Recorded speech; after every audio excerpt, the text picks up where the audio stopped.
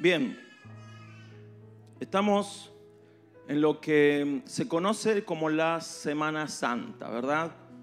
Siempre coincide, obviamente, con las Pascuas judías. Vieron que a veces cae en marzo, a veces cae en abril. Eso es porque ellos tienen el calendario lunar y nosotros tenemos el calendario solar, por eso se cambian las cosas. Pero coincide justamente porque el Señor Jesús hizo su obra de redención, el sacrificio de salvación en las Pascuas judías, justamente para afirmar lo que toda la palabra y toda la ley del pacto venía hablando y revelando acerca de que era necesario el sacrificio de un cordero. Y ese cordero, como fue presentado por Juan el Bautista, era el Señor Jesús. El Señor Jesús era el Cordero de Dios, dijo Juan el Bautista, que quita el pecado del mundo. Eso vino a hacer el Señor Jesús en la Pascua, en su tercer año de ministerio. Y a la prédica de hoy le puse consumado es. Si pone eso en YouTube va a encontrar miles de prédicas. Yo no vi ninguna, por las dudas. Pero después cuando empecé a desarrollar esto, dije por las dudas, voy a ver, consumado es, y estaba lleno de... Así que quiero que meditemos algo que creo que es la palabra del Señor para nosotros hoy y poder meditar un poco en qué significa consumado es. ¿Sí? ¿Qué significa? Juan 19, 28 al 30 dice: después de esto, y como Jesús sabía que ya todo estaba consumado, dijo: tengo sed, para que la escritura se cumpliera. Había allí una vasija llena de vinagre. Entonces ellos empaparon una esponja en el vinagre, la pusieron en un hisopo y se la acercaron a la boca. Cuando Jesús probó el vinagre, dijo: consumado es. Y luego inclinó la cabeza y entregó el espíritu. Los otros evangelios, ante este mismo evento, no nos dicen qué fue lo que dijo, pero sí nos dan la entonación de cómo lo dijo. Porque dice que lanzando una gran voz, un grito, dijo algo allí y luego entregó el espíritu y murió. Y eso que dijo fue justamente esta frase: consumado es. Porque muchas veces a veces la leemos y decimos, bueno, consumado es, la pasamos medio de rápido, pero fue un grito, fue una gran voz. Y en el griego, la palabra que usó, al menos Juan, para hablar de esto mismo, es la palabra tetelestai. Tetelestai, que es una palabra muy profunda y de una gran variedad de aplicaciones. A veces nosotros las tomamos algunas solamente. De hecho, encontré muchas que no podría desarrollarlas todas porque si no vamos a estar hasta mañana. Pero básicamente tetelestai es una palabra que significa, porque viene del verbo teleo, significa poner un fin, realizar algo completamente, terminar, acabar, llevar a su término o a su plenitud. Cuando el Señor Jesús estaba en la cruz y después de que probó el vinagre, Él gritó y dijo: tetelestai, y entregó el espíritu. ¿Por qué? Porque tetelestai significa terminé, acabé lo que venía a hacer. Tetelestai no es una palabra que signifique por fin se terminó, como si Jesús estuviera rendido, reconociendo que ya no aguantaba más y que fue derrotado. Al contrario, tetelestai es un grito de victoria. Tetelestai es un grito de terminé y victorioso, terminé todo lo que tenía que hacer.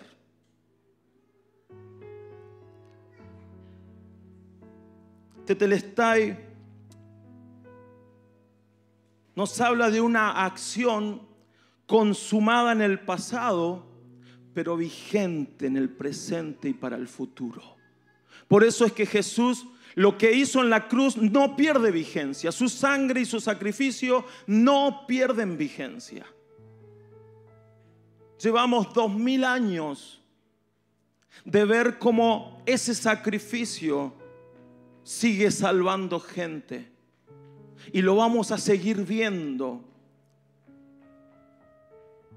Es hermoso ver cómo el Señor día a día, mes a mes, semana a semana, sigue salvando personas. Su sacrificio no ha perdido vigencia, aunque lleva 2000 años de haber sido concretado. Sigue siendo vigente hoy y sigue siendo vigente por la eternidad, porque no va a perder vigencia su sangre. Eso que Él consumó en la cruz sigue vigente en Él, porque Él es eterno.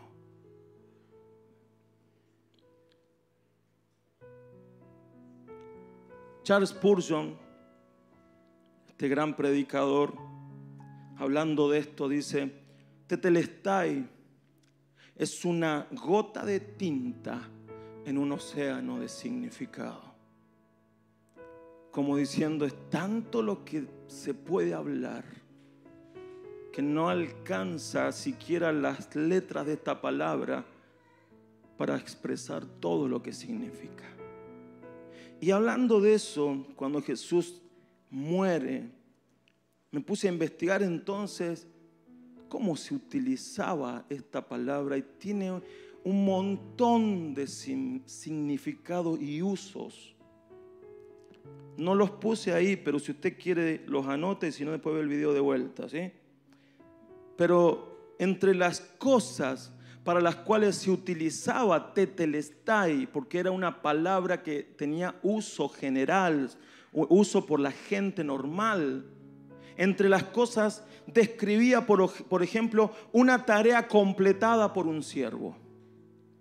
Cuando un siervo se le encomendaba una misión, una tarea, en el momento en el que el siervo completaba la tarea y se presentaba delante de su amo decía tetelestai. También es una palabra que se decía acerca de una misión peligrosa ejecutada, como cuando se enviaba a la batalla a un soldado y tenía que concretar una misión. Cuando ese soldado concretaba la misión, decía tetelestai. Era usada por un artista que había terminado su obra y quedaba satisfecho con el resultado.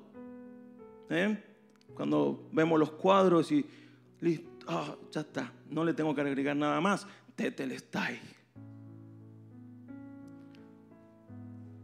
Validaba la acción de realizar un Nuevo Testamento.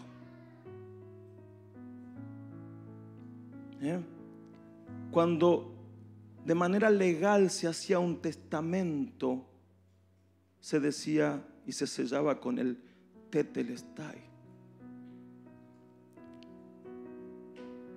Era usada para declarar una promesa o juramento cumplido. Cuando alguien juraba por algo o prometía algo y después lo pagaba, se decía tetelestai. Era usado por los sacerdotes que revisaban el sacrificio que se iba a entregar sobre el altar, y si ese sacrificio tenía los requerimientos necesarios, el sacerdote decía tetelestai.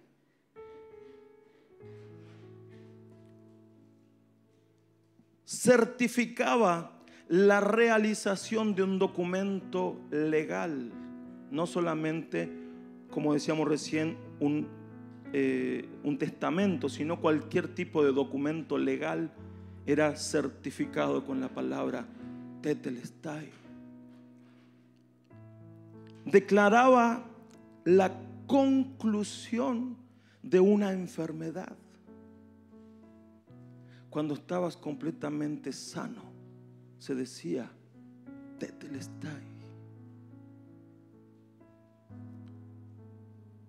Era usada para informar que una deuda había sido saldada completamente. Ya no hay deuda, tetelestai. Era usada para declarar victoria triunfal sobre el enemigo. Cuando ya habías derrotado al enemigo, ya no se podía levantar el enemigo, entonces se declaraba tetelestai. Y se usaba también cuando se decretaba una condena cumplida. Cuando el que estaba en la cárcel era dado a libertad. Se pagaba la fianza o cumplía el tiempo, se decía tetelestai. Cuán profundo. Y creo que todo esto que hemos dicho entra en el sacrificio y entra en lo que Jesús dijo: consumado es. Cada cosa de estas podríamos hacer una prédica completa sin salirnos del tetelestai, sin salirnos del consumado es, sin salirnos de que Jesús dijo: ya terminé.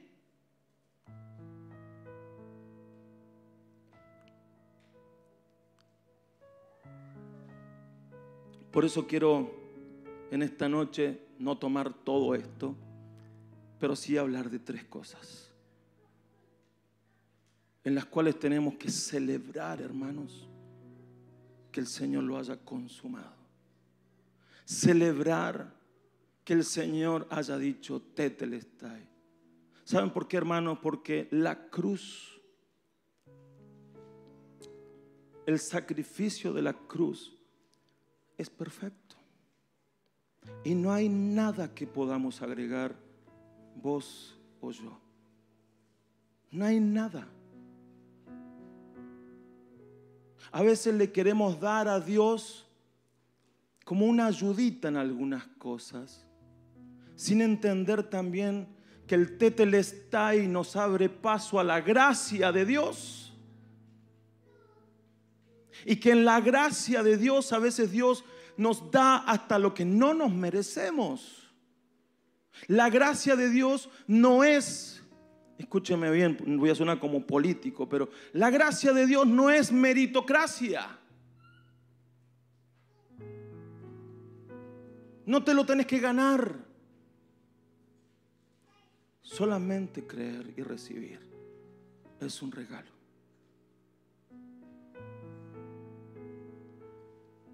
A veces hemos creído, hoy a la mañana charlábamos con los hermanos de Ginosco, que para merecer algo de Dios yo tengo que hacer algo. ¿Cuántas veces no hemos caído en esa forma religiosa de pensar, de decir, bueno, voy a ir caminando hasta la Virgen no sé qué para que Dios me dé tal cosa? Eso es meritocracia. O voy a hacer esto por tanto tiempo para que Dios me bendiga y me dé esto. Eso es meritocracia. Y Dios dice: yo soy un Dios de gracia. Te lo voy a dar si lo necesitas y en el tiempo oportuno. Y te lo voy a dar no porque te lo merezcas. Te lo voy a dar porque soy Dios, porque soy Padre, porque sos mi hijo, porque no tenés que ganártelo, solo pedírmelo con fe.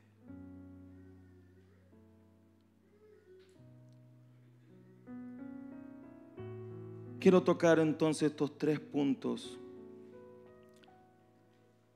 En primer lugar, tetelestai usado como una conclusión de una misión peligrosa.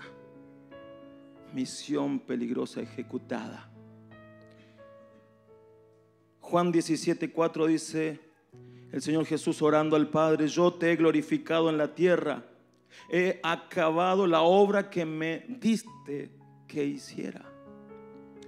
Juan 17 está después de la cena del Señor, cuando ya Judas había salido para entregarlo al Señor, y el Señor está diciendo esto en el huerto de los olivos. Y está orando y ora por sus discípulos, pero lo primero que él dice: Padre, yo te he glorificado en la tierra y he acabado la obra que me diste que hiciera. Y uno podría decir: bueno, pero si todavía no había muerto. Sí, pero él ya sabía, estaba todo listo. Estaba todo listo. En breves momentos la compañía de soldados del templo lo venía a buscar. En breves momentos Judas le iba a dar el beso traicionero. En breves momentos Pedro le iba a cortar la oreja al siervo Malco. Jesús ya sabía todo eso y ya había entregado. Por eso estaba diciendo de antemano: Padre, yo ya terminé la obra que me diste que hiciera. Era una misión peligrosa, le iba a costar la vida.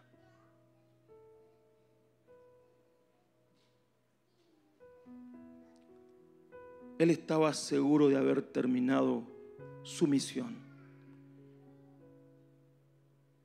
Y para terminar esa misión se requería de obediencia.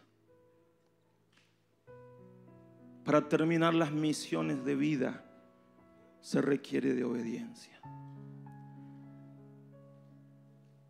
Pero ¿cuál era esa obra peligrosa, esa misión? Bueno, Pablo la describe allí en el libro de Filipenses capítulo 2 versículo 5. Y dice: que haya en ustedes el mismo sentir que hubo en Cristo Jesús, quien siendo en forma de Dios no estimó el ser igual a Dios como cosa a que aferrarse, sino que se despojó de sí mismo, tomó forma de siervo y se hizo semejante a los hombres, y estando en la condición de hombre, se humilló a sí mismo y se hizo obediente hasta la muerte, y muerte de cruz. Esa era la misión. Pablo resume este párrafo en toda la obra del Señor, la resume en este párrafo. Algunos hablan de que esta era una canción incluso que se cantaba en la iglesia primitiva. Pero cuando Pablo le habla a la iglesia, le escribe, si era una canción, la letra de la canción. Y le dice: esto es lo que ustedes tienen que vivir, no solo cantar. Porque este es el sentir que hubo en Jesús. Y le resume todo, toda la vida, toda la obra, toda la misión cumplida de Jesús.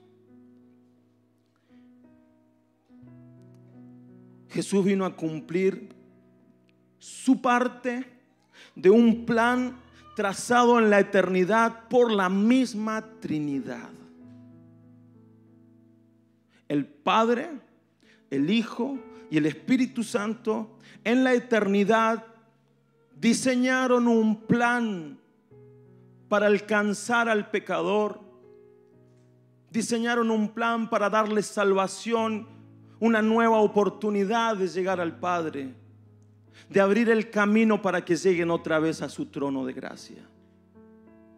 Todo esto fue pensado y diseñado por el Señor, por Dios. Y Jesús vino a cumplir la misión, la parte del plan que le correspondía a Él.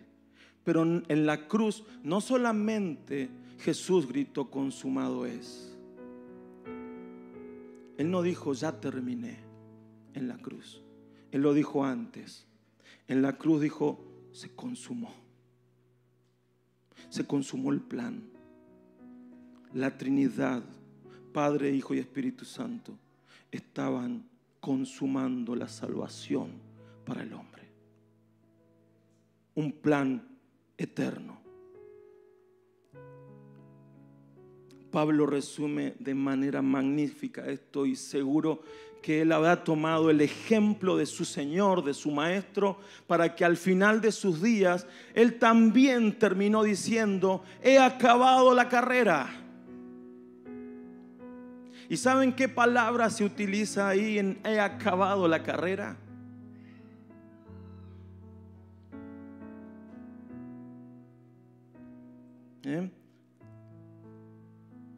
Porque tomó el ejemplo de su Señor.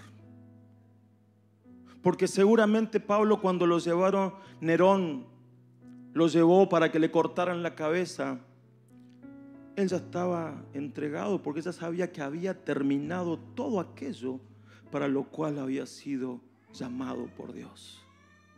Y seguramente cuando le pusieron el cuello sobre el tronco y la hacha iba a bajar, no sé si la palabra no lo dice, pero ¿por qué no pensar que dijo: tetelestai? Terminó todo, pero terminó con todo lo que tenía que hacer.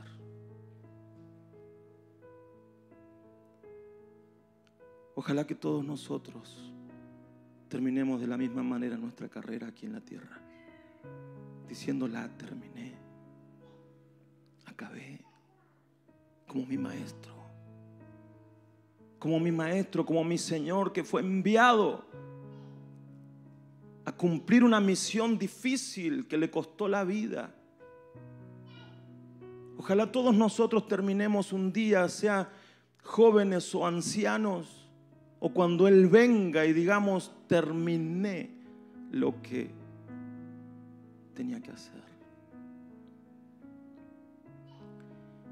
Pero Jesús, en su cumplir toda la misión, al pie de la letra, cumplió todo lo profético que se había dicho acerca de Él. En el Antiguo Testamento tenemos cientos de profecías que hablaban acerca de Jesús, desde dónde iba a nacer, cómo, de su crecimiento, de su ministerio, de todo lo que hablaba de Jesús. Y ahí en la cruz, como lo leímos hace un momento, no dejó de cumplir hasta la última letra. Y dice allí en Juan 19:28, después de esto, y como Jesús ya sabía que todo estaba consumado, dijo: tengo sed, para que la escritura se cumpliera.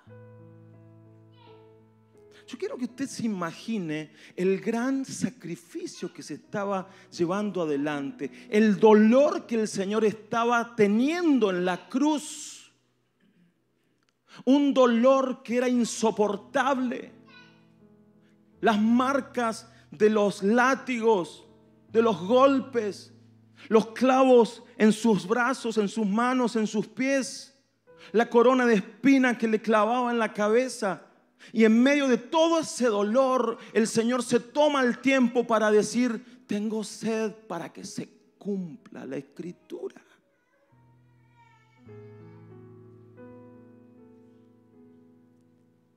Y cuando se cumplió la escritura, porque le dieron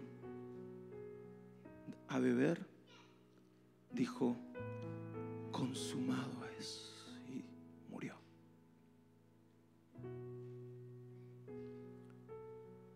Hermanos, tetelestai prorrumpe desde la cruz diciendo: terminé la misión para salvar al hombre. Hermano, desde la cruz Jesús está diciendo: terminé la misión para salvarte. ¿No estás agradecido con el Señor? Tu vida se iba al infierno, tu vida se iba a la perdición eterna, y Jesús hizo toda esa misión la cumplió hasta el último detalle, para decir después: terminé la misión para darte salvación. A Él la gloria, ¿verdad? ¿A Él la gloria o no? Él merece mucho más que un aplauso, merece toda nuestra vida. Él lo cumplió. Segundo punto: condena cumplida. quiero decirle que usted y yo estábamos condenados. Y todo aquel que no está en Cristo no es que va a ser condenado en la eternidad. Ya está condenado. Ya está. Toda persona que conozcas, que pasa a tu lado, tu vecino, tu compañero de trabajo, de estudio, quienes no conozcan al Señor y pasan a tu lado, están condenados. Y todos nosotros, antes de conocer al Señor, estábamos condenados. La palabra dice, no está esto, chico, ahí, dice que la paga del pecado es muerte. La condenación eterna era muerte eterna, separados de Dios por la eternidad. Y era la condena por un pecado que heredamos desde el huerto del Edén. Adán pecó y todos nosotros recibimos naturaleza pecaminosa. Y tan solo el hecho de nacer en este mundo y cometer un pecado ya nos condena. Romanos 3, 22, 26 dice: la justicia de Dios por medio de la fe en Jesucristo es para todos los que creen en Él. Pues no hay diferencia alguna, por cuanto todos pecaron y están destituidos de la gloria de Dios, pero son justificados gratuitamente por su gracia, mediante la redención que proveyó Cristo Jesús, a quien Dios puso como sacrificio de expiación por medio de la fe en su sangre. Esto lo hizo Dios para manifestar su justicia, pues en su paciencia ha pasado por alto los pecados pasados, para manifestar su justicia en este tiempo, a fin de que Él sea el justo y al mismo tiempo el que justifica al que tiene fe en Jesús. Cuando hay una condena, tiene que haber una justicia, o ha habido una justicia. La justicia de Dios dice que el pecador debe morir. La paga del pecado, la condena es muerte. Esa es la justicia. Sin embargo, Dios dice: yo no quiero que el ser humano muera. No lo creé para que muera. Y hace este plan eterno del que hablábamos recién para darle una oportunidad al ser humano y quitarle la condena de encima. Y declararlo justo, aunque no lo merezca, simplemente por creer. ¿No está este versículo, chicos? Romanos 5:1 dice: justificados pues por la fe, tenemos paz para con Dios por medio de nuestro Señor Jesucristo. Estábamos enemistados y estábamos en una condena de parte de la ley de Dios hacia nosotros. Pero dice que fuimos justificados, lo cual significa ya no estás más condenado.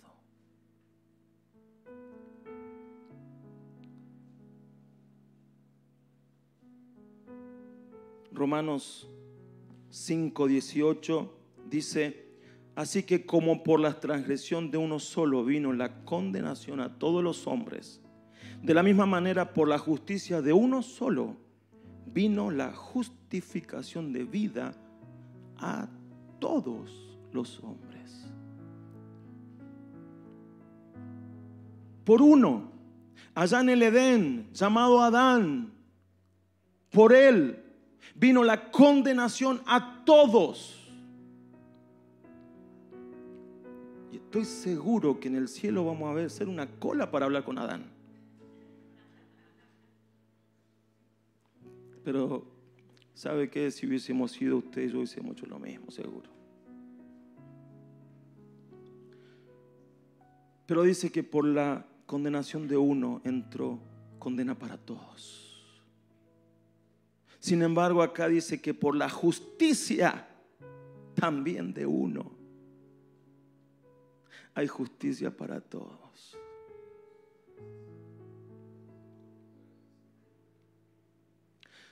Y esa justicia se tenía que ejecutar en un hombre sin mancha, y en el mundo no había. Por lo tanto, Dios envía a su Hijo, se hace hombre, se hace carne, para que en Él se haga justicia y nosotros tengamos también acceso a esa justicia. Isaías 53, 4 al 6, mire lo que dice. Sin embargo, lo voy a leer en la NTV que me encantó. Sin embargo, fueron nuestras debilidades las que Él cargó. Fueron nuestros dolores los que lo agobiaron, y pensamos que sus dificultades eran un castigo de Dios, un castigo por sus propios pecados. Pero Él fue traspasado por nuestras rebeliones y aplastado por nuestros pecados. Fue golpeado para que nosotros estuviéramos en paz. Fue azotado para que pudiéramos ser sanados. Todos nosotros nos hemos extraviado como ovejas. Hemos dejado los caminos de Dios para seguir los nuestros. Sin embargo, el Señor puso sobre Él los pecados de todos nosotros.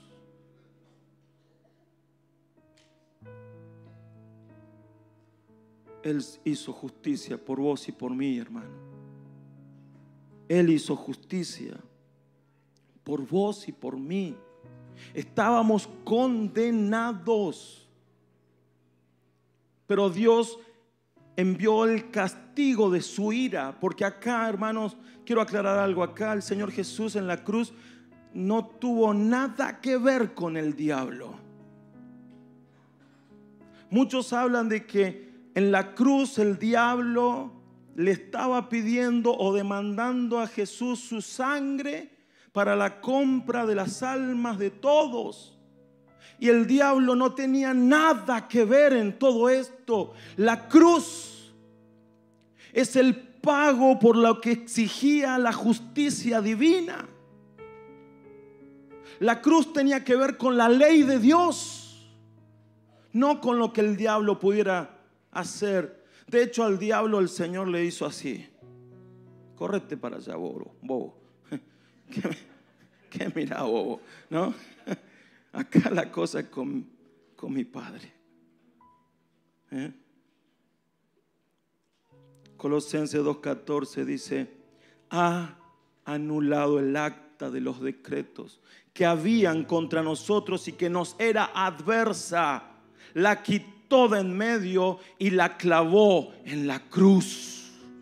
Y ahí es donde el Señor dice: yo pago por tu libertad.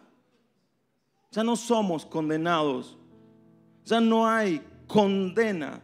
Romanos 8:1 dice: por tanto no hay ninguna condenación para los que están unidos a Cristo Jesús. Los que andan conforme a la, no los que andan conforme a la carne, sino conforme al Espíritu. No hay condena, hermano.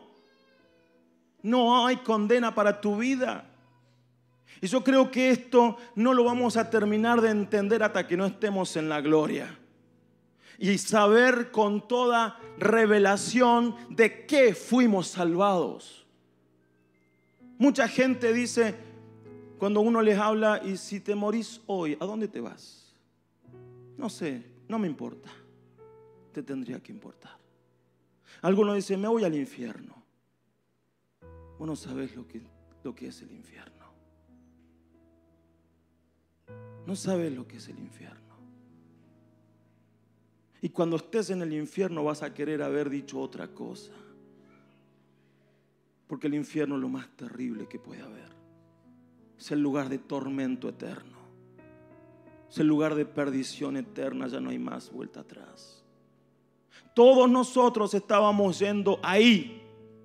¿Por qué? Porque había una sentencia, una condena por nuestros pecados. Pero Jesús en la cruz clavó el acta.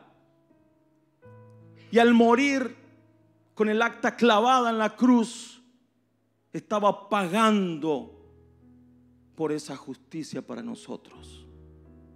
Por eso cuando Él dijo, consumado es, de esa cruz, cuando Él dijo, tetelestai, de esa cruz dijo, eres libre, yo me hice cargo de tu condena.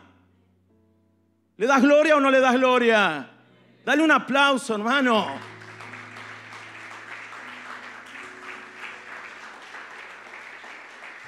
Ya no tenemos condena. No tenemos condena. Y eso lo tenés que vivir día a día con total gratitud. Ya no hay condena. Tercer punto. Victoria triunfal sobre un enemigo. Cuando se terminaba una batalla y ya no había enemigos a derrotar, el que estaba dirigiendo la batalla decía, tetelestai, consumado. Ya no hay más, ya se terminó. Colosenses 2:15 dice, desarmó además a los poderes y las potestades y los exhibió públicamente al triunfar sobre ellos en la cruz. Wow. Y cuando uno se pone a estudiar estos pasajes, mis hermanos, te das cuenta que acá tetelestai está haciendo un grito de victoria. Está haciendo un grito de victoria. Consumado es. Y díganlo, pero pensando que hay victoria, que ya nada te puede esclavizar, que ya nada te puede derrotar, porque en el nombre de Jesús sos más que vencedor. Nada. Hermanos, cuando la palabra dice ahí que los despojó, es muy interesante por qué se utiliza esa palabra. Porque era una palabra militar. Era una palabra que se usaba para cuando se le quitaba las armas a un enemigo ya vencido. ¿Bien? O sea, venciste al enemigo y le quitaste las armas para que si se levanta no tenga ni con qué pelear.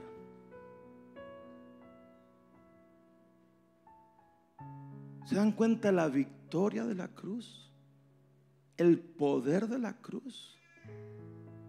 A veces le tenemos tanto miedo al diablo, al enemigo, cuando tenemos de nuestro lado la victoria que lo desarmó. Lo desarmó.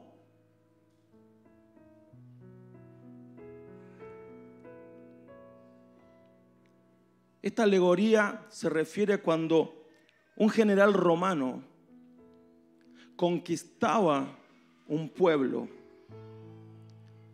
y la victoria se hacía muy notoria porque capaz que era un gran enemigo. Entonces, este general se le permitía entrar a la ciudad de Roma e ir y presentarse ante el emperador, pero haciendo un desfile de sus soldados y trayendo con ellos al enemigo derrotado. Lo hacía desfilar por las calles de Roma para mostrarlo derrotado y desarmado.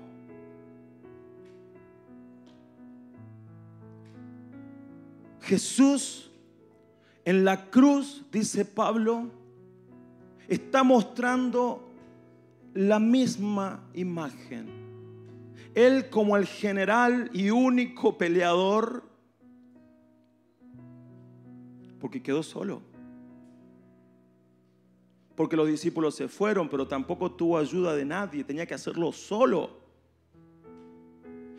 Venció al enemigo, venció al diablo y dice que lo derrotó y lo mostró triunfante públicamente sin armas. ¿Y sabes qué, hermano? Cuando vos y yo tenemos que luchar con el enemigo y estamos en Cristo, bajo su cobertura y en su nombre, tenés que entender que vamos a luchar contra un enemigo que el Señor ya lo venció,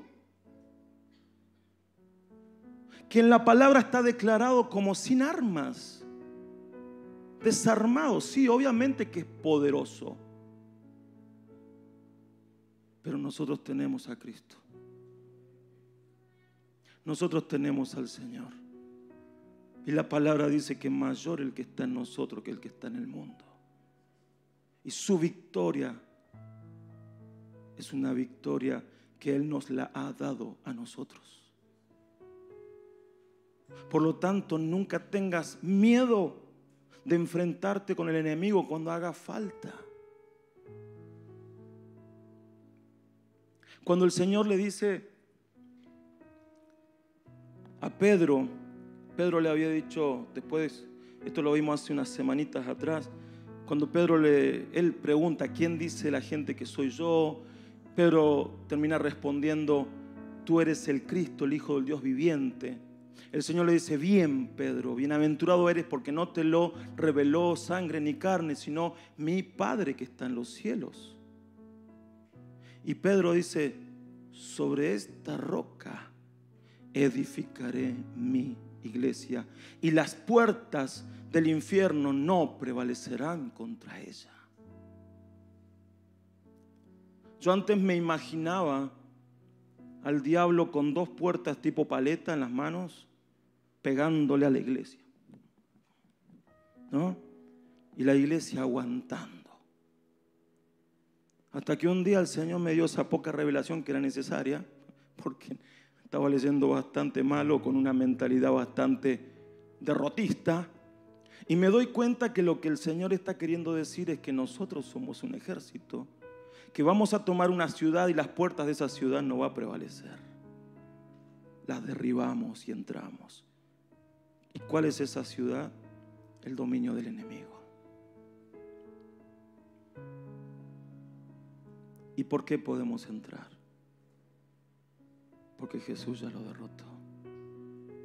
Porque Jesús ya dijo, consumado es. Hebreos 2:14 dice, así como los hijos eran de carne y hueso, también Él era de carne y hueso, para que por medio de la muerte destruyera al que tenía el dominio sobre la muerte, es decir, al diablo. Desde que la muerte entró en el mundo, el diablo usó la muerte para esclavizar a la gente, para que vivan con temor, para que pongan su fe en cualquier cosa que les pudiera dar una esperanza más allá de esta vida. Pero el Señor dice que lo derrotó por medio de la muerte. Es una paradoja. Derrotó por medio de la muerte al que tenía el imperio de la muerte, el que tenía el dominio de la muerte. Le arrebató ese poder que tenía. Y por eso, hermano, cuando nosotros creemos en el Señor y el Señor ha venido a nuestras vidas, ya no tenemos más miedo de la muerte, porque nuestra eternidad está segura en Cristo Jesús. Quien tiene miedo de la muerte es porque no tiene seguridad de eso. Sí, sabemos que el día que nos llegue la hora, obviamente va a haber una reacción natural a ese momento. Pero hermanos, he sabido tantos testimonios de hermanos que al partir de este mundo parten con una paz. Y algunos hasta viendo ángeles que los vienen a buscar. Partiendo, entregándose.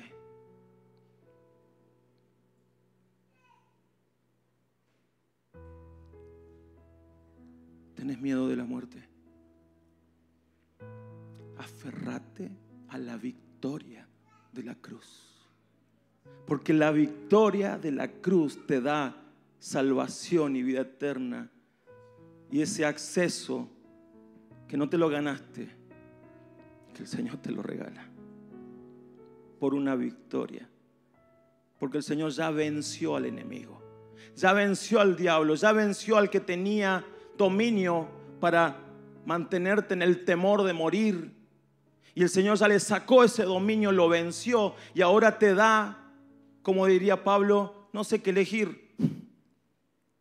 Me quedo, es bueno para ustedes. Me voy, estoy con Cristo. ¿Tenés ese dilema vos? Si no tenés ese dilema, comenzá a estar más con el Señor y que el Señor te lo confirme. Pero creo que todos nosotros, al menos yo, por ejemplo, cuando tengo ese dilema, me quedo porque, primero por mi familia, que no me quiero ir todavía, ¿no? Mi hija está chiquita, mi esposa me necesita. Pero, y bueno, y también por continuar con la obra del Señor en la casa del Señor. Pero por el otro lado digo, si me voy con Cristo, lo cual es mucho mejor. Si me voy de este mundo, me voy a mi patria celestial. Esa patria que el Señor ganó para mí en la cruz, que me da acceso por medio de su victoria en la cruz. No tengo miedo. No tengo miedo. No tengas miedo tampoco. Amén. Hermanos, voy a avanzar hasta el Filipenses 2:9, ¿sí? La victoria del Señor, su humillación, todo fue compensado. Y el Padre lo levantó. Y dice, por lo cual Dios también lo exaltó hasta lo sumo y le dio un nombre que es sobre todo nombre, para que en el nombre de Jesús se doble toda rodilla de los que están en los cielos y en la tierra y debajo de la tierra, y toda lengua confiese que Jesucristo es el Señor, para la gloria de Dios el Padre. Hermanos, a Él se le ha dado un nombre sobre todo nombre. ¿Y sabe qué significa eso? Que en el nombre de Jesús hay victoria eterna. Su gobierno está por sobre todo. Cualquier nombre que se levante en esta tierra no va a ser tan grande como el nombre de nuestro Señor. Aún si se levantaran seres espirituales, no van a ser tan grandes como el nombre de nuestro Señor. Nuestro Señor es el nombre sobre todo nombre. Y ese nombre es el que nos da victoria. Victoria. Hermano, cuando le decís al enemigo, te vas de acá, no lo decís en tu nombre, ni porque vos seas algo. Si lo dijeras así, el enemigo se te ríe. Pero cuando le decimos, te vas de acá en el nombre de Jesús, tiene que obedecer. Porque es el nombre del que los venció en la cruz y por la eternidad. El nombre sobre todo nombre. Hermanos, por favor, dice, Tetelestai prorrumpe desde la cruz diciendo, victoria, victoria. Gané la batalla por vos y para vos. Él te ha dado victoria en todas las cosas. Dios quiere que vivas y experimentes la victoria todos los días de tu vida. Dios no quiere que vivas una vida de derrota. Él te ha dado victoria para hoy y para todos los días de acá en más. Dios hoy te dice: no vivas en derrota. Viví en victoria, porque yo la gané para vos en la cruz. Hermanos, tetelestai. A Él la gloria, a Él la gloria. Denle un aplauso. A Él la gloria.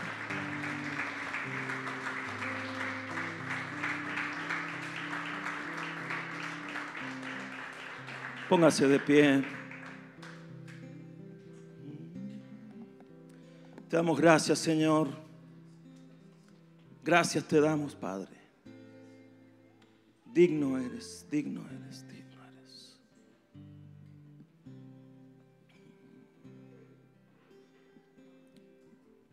Señor, gracias por tu palabra. Gracias por esa obra poderosa de la cruz. Gracias, Señor, porque vos te aseguraste hasta el último detalle para gritar con fuerza: consumado es. Gracias, Señor, por haber venido a este mundo y haber completado la tarea que te fue encomendada.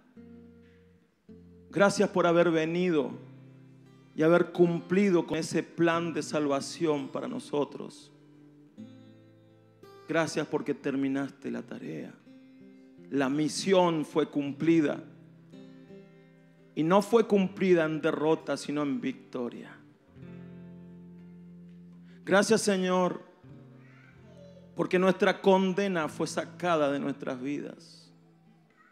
Gracias, Señor, porque pagaste en la cruz el castigo de nuestra maldad, de nuestros pecados. Gracias porque en la cruz declaraste nuestra libertad al clavar el acta y al decir que éramos libres. Gracias por gritar desde la cruz: eres libre.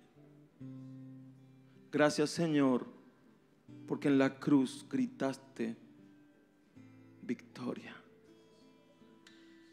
Porque ya no hay enemigo que te detenga y no hay enemigo que detenga a tu iglesia. No hay enemigo que cuando hay una iglesia conectada contigo, caminando en ti, no hay enemigo que pueda hacerte frente. En la cruz lo venciste, lo derrotaste, lo desarmaste y lo exhibiste derrotado, y vos te exhibiste triunfante. Y esa victoria nos la has dado a nosotros. Qué bueno eres, Señor. Podemos caminar en victoria todos los días. Santo, santo, santo, Señor, santo. Tómese un momento para agradecer. Tómese un momento para adorar al Señor. Glorificar su nombre por todo lo que Él hizo a nuestro favor. Santo, santo, santo. Digno, Señor, digno, digno, digno eres. Santo, santo, santo. Gracias, Señor, gracias, gracias, gracias, gracias. Gracias, Señor, gracias, gracias. Gloria, gloria, gloria a ti, Señor. Santo, santo eres, santo eres, santo. Gracias, Señor, gracias.